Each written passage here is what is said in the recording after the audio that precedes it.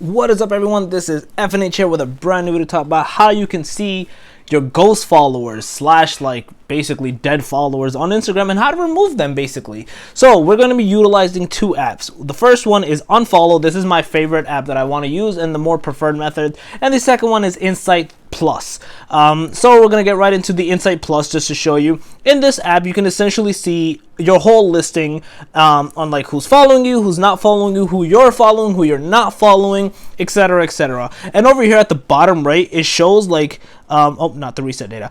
On the bottom right, it shows you your ghost followers, and if you click into it, you can clearly see like, yo, these are your ghost followers, and you can block them from here. So if you click, I believe if you just click into one of their accounts, you can end up blocking them. Oh yeah, I think you may, yeah, that's why I actually didn't like this specific app, is because you could not block them, or you couldn't do anything with them. The only thing is, if you're following them, maybe you could unfollow them, but I'm not really following anyone, as you can see. And then you can see your top followers as well, which is pretty cool. Maybe you can message them, ask them to like, yo, could you like promote me a little bit more? Yo, I have an event coming up, you know, you're my top follower, you like all my pictures, I'd like you to be part of my thing, or part of this event that I'm about to do, or part of this video that I'm about to make. Please join me.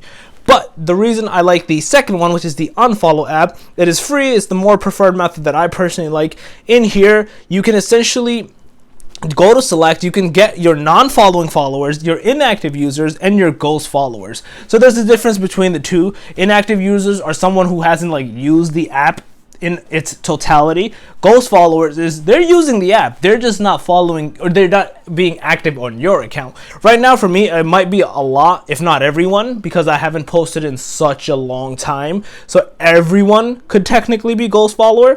I know it sounds a little weird, but it could. See, as you can see, it literally selected all the users. I think there was more than 192 in general. Wonder how I can do load all. Yeah, see, I have 600 followers. So you can see over here. So, and if I do over here now, select ghost followers, it should be 400 maybe. Let me see if it does end up. I know it's going to take some time to load, but it should. Yeah, see, it's a similar. The apps are very similar. I think there was 480 here, 480 there.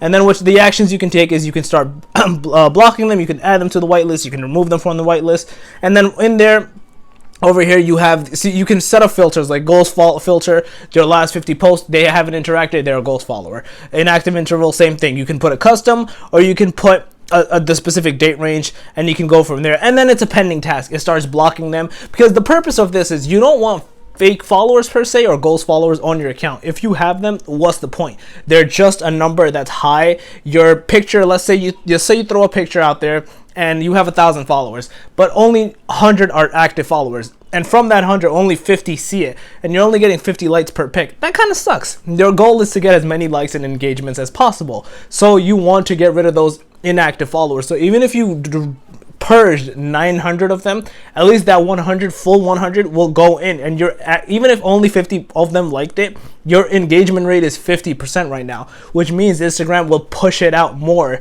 in the Explorer page or the suggested page, etc, etc. That helps. You always have to see it in that perspective. They all work in that sense. Facebook, YouTube, Instagram, Twitter, etc, like all those different apps, they always work within that algorithm phase, and like within that range.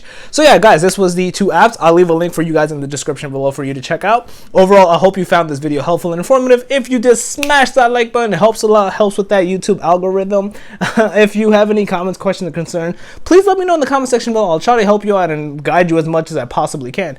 And if you're new to the channel, make sure to subscribe and click that notification bell. Other than that, FNH out. Peace.